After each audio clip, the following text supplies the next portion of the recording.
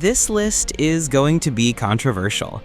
Narrowing it down to just 15 of the most perfect games was exhausting, and I spent many weeks replaying some of them.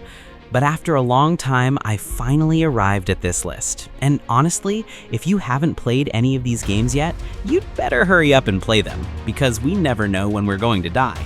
So, without any fluff, no sponsored picks, just my honest, genuine opinion. 1. Days Gone. Let's kick things off with a game that, in my opinion, is one of the most underrated masterpieces of the last decade, Days Gone. I remember when this dropped, the critics were a bit lukewarm, but man, they missed the mark. You play as Deacon St. John, a biker who's just trying to survive in a world that's completely gone to hell. What makes this game perfect for me is the bond you develop with your bike. It's not just a vehicle, it's your lifeline. The gameplay is famous for its hordes. I still remember the first time I accidentally stumbled upon the Sawmill Horde, 500 freakers pouring out like a literal wave of death. It's pure, unadulterated adrenaline.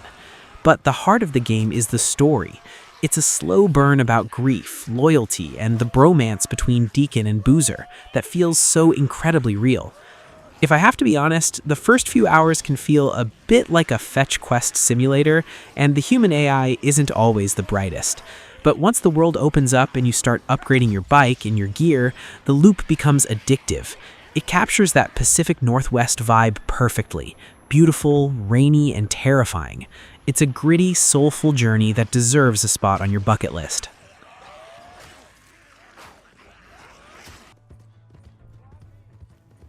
2. Red Dead Redemption 2. I'm just gonna say it. Arthur Morgan is the best protagonist ever written. Period. Red Dead Redemption 2 isn't just a game, it's a living, breathing simulation of the death of the Old West.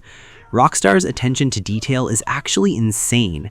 The way the snow deforms, the way your horse reacts to a snake, the way Arthur's beard grows in real time. It forces you to slow down and actually live in 1899. The gameplay is heavy and deliberate. Everything has an animation, which some people find sluggish, but for me, it just adds to the immersion.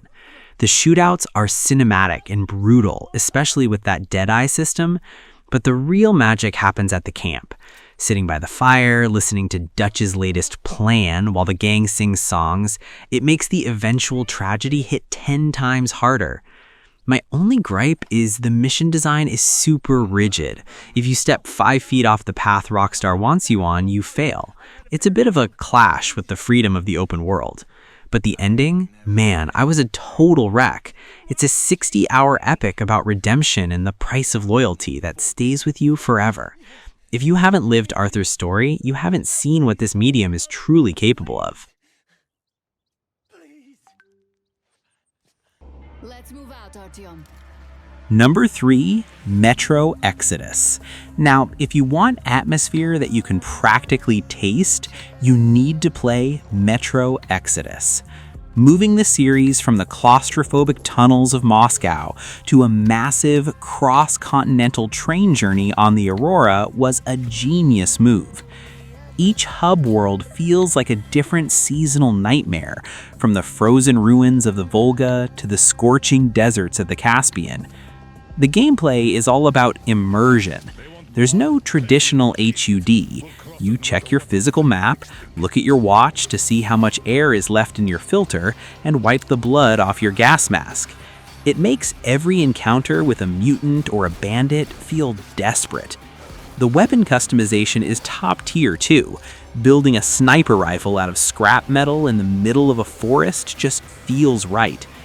The voice acting can be a bit cheesy at times, especially in the English dub, and the silent protagonist thing, RTM doesn't talk during gameplay, feels a bit dated when everyone is pouring their hearts out to you.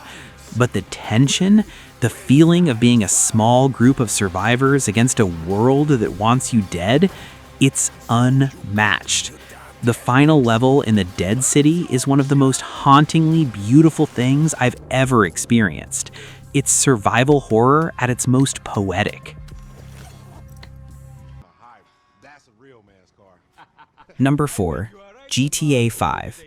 It's easy to meme on GTA 5 because it's been out for 3 console generations, but there's a reason it's the second best-selling game of all time. It's nearly perfect.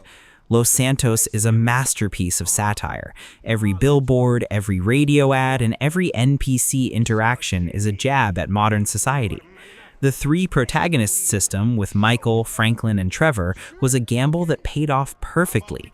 Switching between a retired mobster, a street hustler, and a literal psychopath mid-mission is still a blast. The gameplay is the gold standard for do-whatever-you-want sandboxes. One minute you're planning a multi-stage heist with cinematic camera angles, the next you're base jumping off Mount Chiliad or getting into a 5-star police chase. The driving feels weightless but fun, and the shooting is solid Rockstar fare. It's the ultimate playground game. The downside? The story starts to lose some of its steam in the final act, and Trevor, while hilarious, can sometimes feel a bit too over the top for the more grounded moments with Michael's family. But honestly, as a technical achievement and a cultural landmark, it's untouchable. It's the game that defined an era.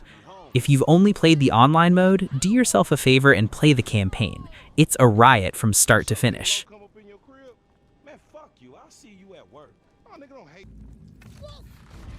Number 5, The Last of Us Part 2. I know, this is probably the most polarizing game on the entire list. But putting the internet drama aside, The Last of Us Part 2 is a technical and narrative miracle. Naughty Dog created a world that feels so lived in and miserable that you can almost smell the rot. You play as a rage-fueled Ellie, and the story is a brutal, uncomfortable look at the cycle of violence. It doesn't want you to feel like a hero, it wants you to feel the weight of every life you take. The gameplay is peak stealth action. The way Ellie crawls through tall grass, squeezes through tight gaps, and uses the environment feels so fluid. The AI is terrifying. They call out to each other by name, and when you take one down, their friends scream in actual grief. It's haunting. Then the game pulls that massive mid-story switch to Abby, forcing you to walk in the shoes of the person you've spent 10 hours hating. It's a bold, risky move that absolutely shattered my perspective. If I have to be critical, the pacing can feel a bit dragged out in the middle of the Seattle days, and yeah, it's a misery simulator. There isn't much light at the end of this tunnel, but the level of detail, the performances by Ashley Johnson and Laura Bailey, and that final quiet scene by the farm, it's a masterpiece of emotional storytelling. It's a game that challenges you, and that's exactly why it's perfect.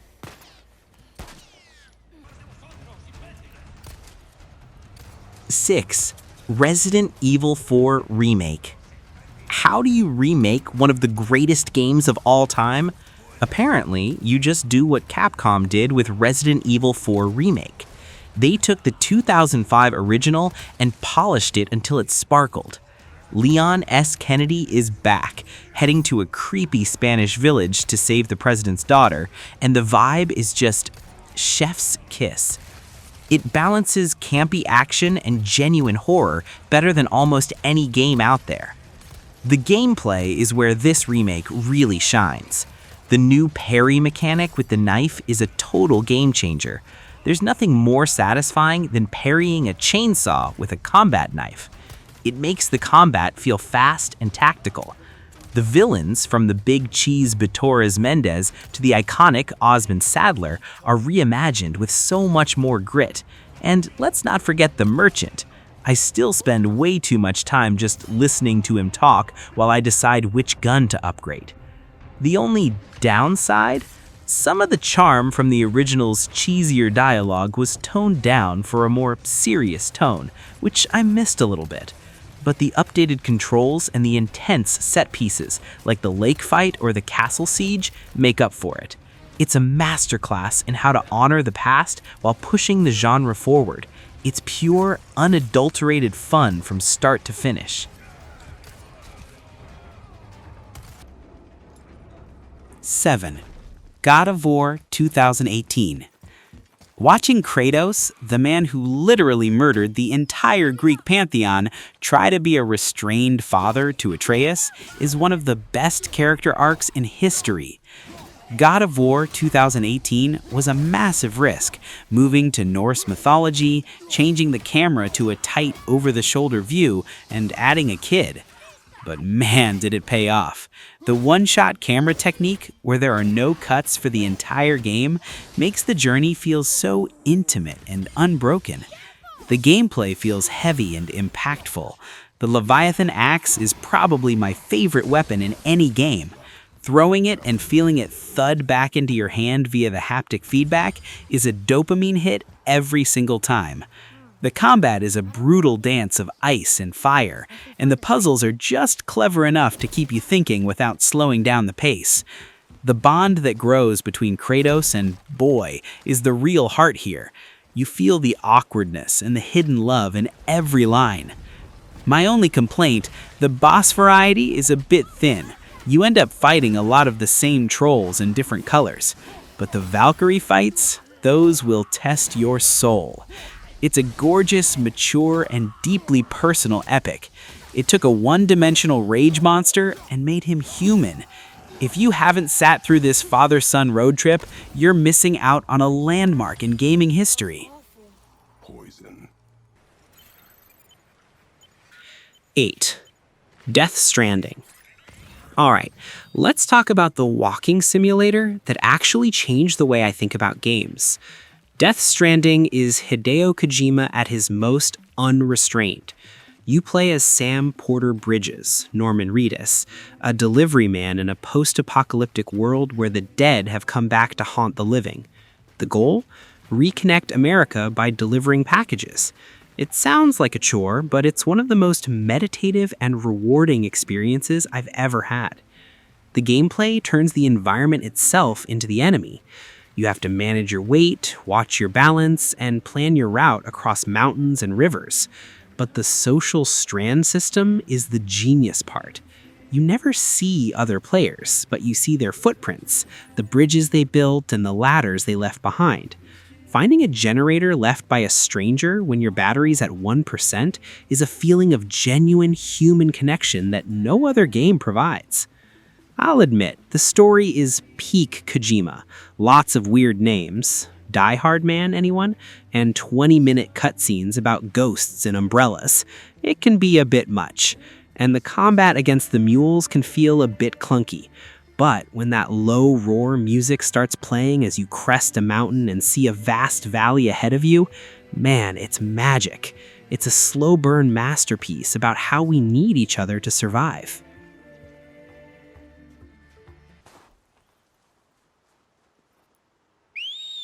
9. Horizon Zero Dawn. I remember seeing the first trailer for Horizon Zero Dawn and thinking, mechanical dinosaurs? Okay, I'm in. But I wasn't prepared for how deep and emotional the story actually was. You play as Aloy, an outcast looking for her mother in a world where humanity has regressed to primitive tribes while high-tech machines rule the wild. The mystery of the old ones and how the world ended is one of the best sci-fi reveals in gaming history. The gameplay is all about the hunt. You aren't just mashing buttons, you're using your focus to scan for weak points, tearing off components with your bow, and setting traps.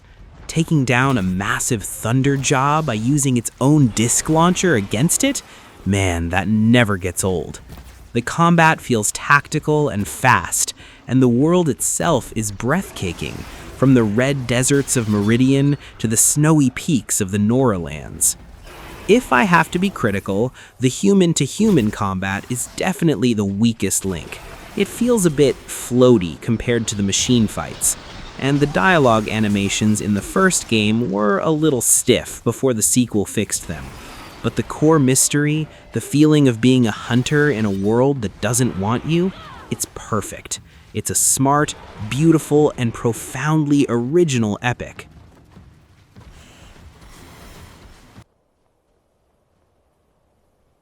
Number 10. Skyrim. Look, there's a reason Skyrim has been ported to everything, including your smart fridge. It's the ultimate life simulator. You start as a prisoner on your way to the chopping block, a dragon attacks, and suddenly, the entire province of Skyrim is yours to explore. The beauty of this game isn't the main story, which is a decent chosen one plot, it's everything else. You can be a legendary warrior, a master thief, a powerful mage, or just a guy who picks flowers and makes potions. The gameplay is simple but addictive. It's all about discovery.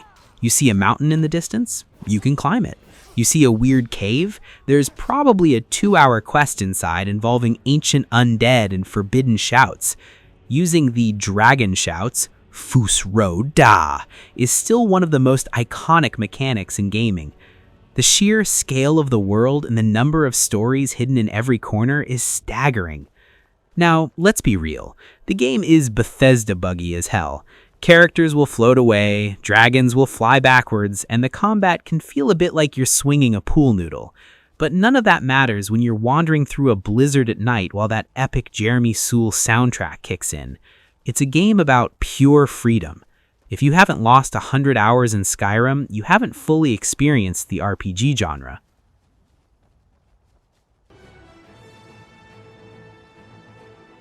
Number 11, Marvel's Spider-Man.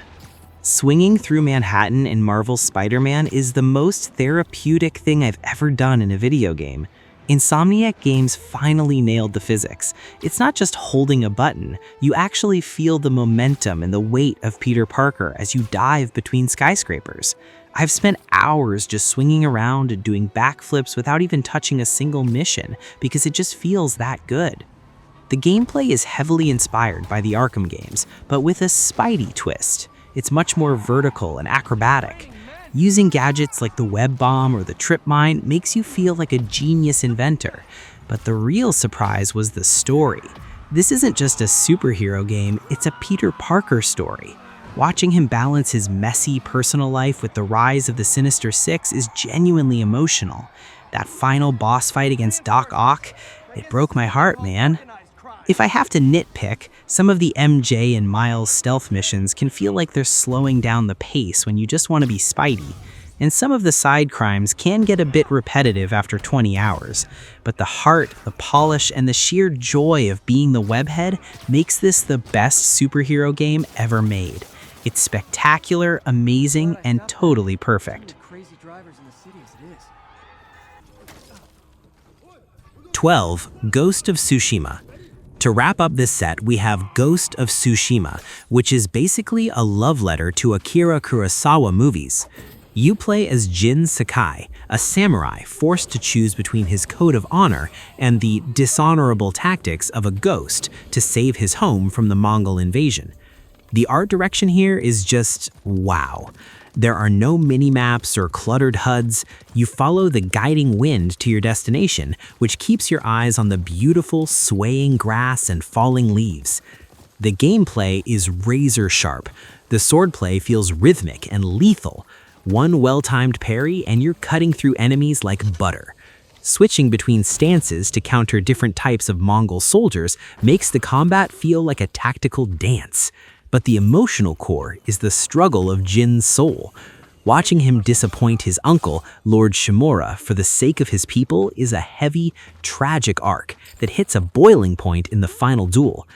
The side quests can be a bit formulaic. Follow footsteps, fight bandits, repeat.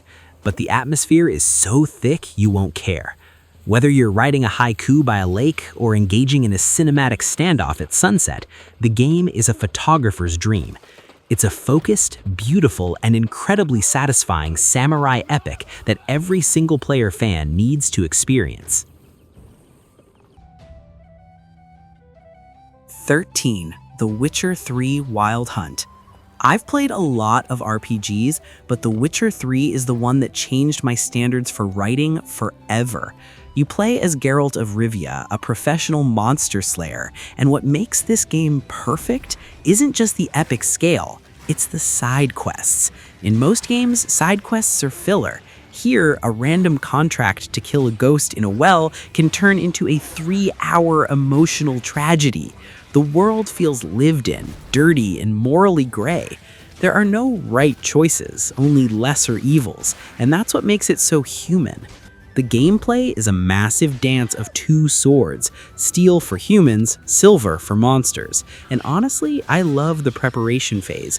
Checking your bestiary, brewing the right oils, and prepping your potions makes you actually feel like a witcher. And let's not forget Gwent. I probably spent 40 hours just playing cards in taverns instead of finding Ciri. The two DLCs, Hearts of Stone and Blood and Wine, are basically full games on their own and feature some of the best villains, hello Gaunter O'Dim, I've ever seen. The combat can feel a little floaty for some, and the movement, especially Geralt's turning circle, can be a bit finicky. But the writing, the characters like Yennefer and Ciri, the sunset over the fields of Velen, it's unmatched. It's a game about a father finding his daughter in a world gone mad, and it's a journey every human needs to take.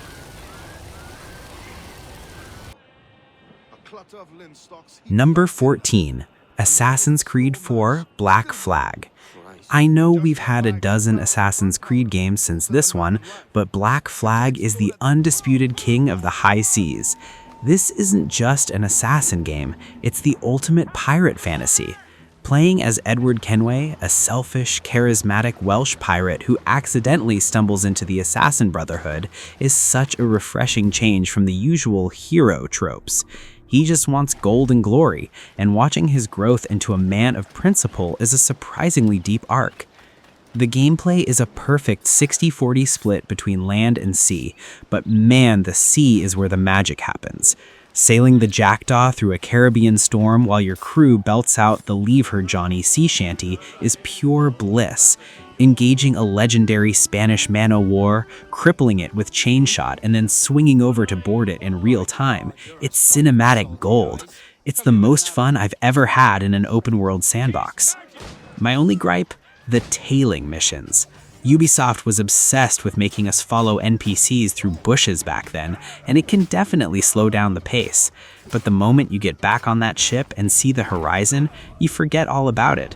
The ending of this game, where Edward looks out at his fallen friends, is the only time an Assassin's Creed game actually made me tear up.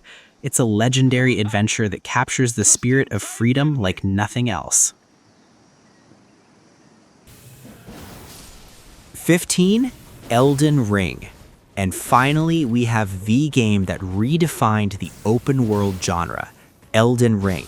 From Software took their Souls formula and dropped it into a world co-created by George R.R. Martin, and the result is a miracle.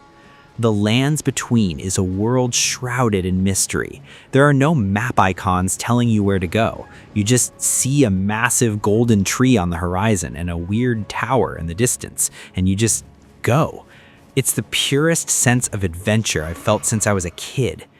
The gameplay is the gold standard for third-person action. Whether you're a heavy armored knight, a nimble sorcerer, or a naked guy with a club, the depth of builds is insane. Every boss, from the tragic General Radon to the nightmare-inducing Malenia, is an event that tests your skill and your patience. But because it's open world, if you get stuck, you can just ride your spectral steed, Torrent, in another direction and find a hidden cave or a whole underground city you never knew existed. Is it hard? Yes, it's a From Software game. It will kick your teeth in, and the lack of a traditional quest log can be frustrating if you aren't paying attention. But that's the point. It respects your intelligence and your curiosity. It's a hauntingly beautiful, punishing, and profoundly rewarding masterpiece. It's not just a game, it's a monument to what video games can achieve. And that is the list, guys. 15 games that I truly believe are as close to perfection as we're ever gonna get. These are the titles that defined my life as a gamer, and I hope they do the same for you. Whether you're crying over Arthur Morgan, sailing the Caribbean with Edward, or becoming the Elden Lord, these experiences are worth every second. But hey, that's just my list. Perfection is personal. Which game did I miss that you think belongs on this list? Or which one of these would you put at number 1? Drop a comment below. I read every single one of them, and I love seeing your takes.